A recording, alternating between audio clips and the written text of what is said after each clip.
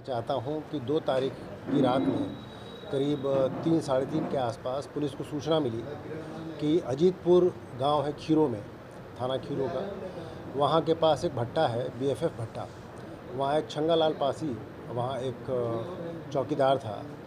उसकी हत्या की सूचना प्राप्त हुई रात्रि 3:15-20 पे। सूचना प्राप्त होते ही लोकल पुलिस और तमाम वरिष्ठ अधिकारी, मैं भी स्वयं वहाँ मौके पे पहुँचे। मौके पे पहुँच के हम लोगों ने जब जांच पड़ताल की तो ये देखा कि वो उसकी हत्या सर पे चोट मार करके की गई थी और जिस कमरे के बाहर वो सोया था उस कमरे में ताला लगा था। उस कमरे का ताला तोड़ करके अंदर जो अलमारी थी उसमें से अलमारी टूटी थी और वहाँ जो भट्टे के मालिक थे उनके द्वारा बताया गया कि छुट्टी का दिन होने की वजह से वो वहाँ उन्होंने करीब 1.5 लाख रुपए रखे थे जो वहाँ पे नहीं थे। अमूमन प्रतिदिन शाम को भट्टा मालिक वहाँ से पैसा निकाल करके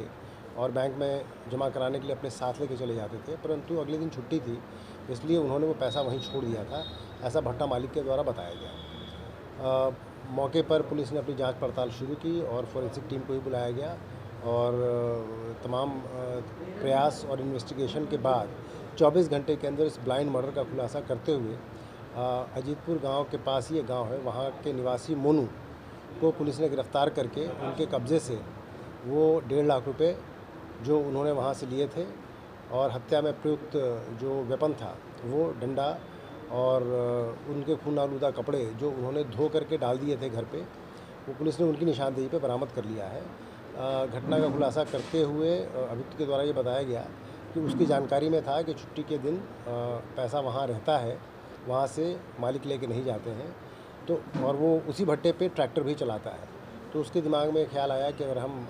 ये पैसा हमें निकालना है तो बाहर जो गार्ड करता हुआ चौकीदार उसकी हत्या करके अंदर जाना पड़ेगा। तो उसने पास ही पड़े एक रॉड से 2-3 बार वार करके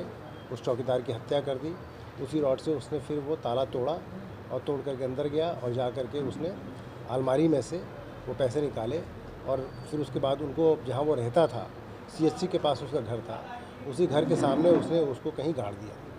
पुलिस ने पूछताछ करने के बाद उसकी निशानदेही पे वो पैसे बरामद कर लिए हैं, जो पैसे गए थे सारे पैसे बरामद हो गए हैं और उसी की निशानदेही पे हत्या में प्रयुक्त जो आला कत्ल था वो बरामद कर लिया गया है और जो कपड़े उसने घटना के दिन पहने थे वो कपड़े भी बरामद कर लिए गए हैं। उनके बेंजीन टेस्ट से उस पर खून के धब्बे भी आए हैं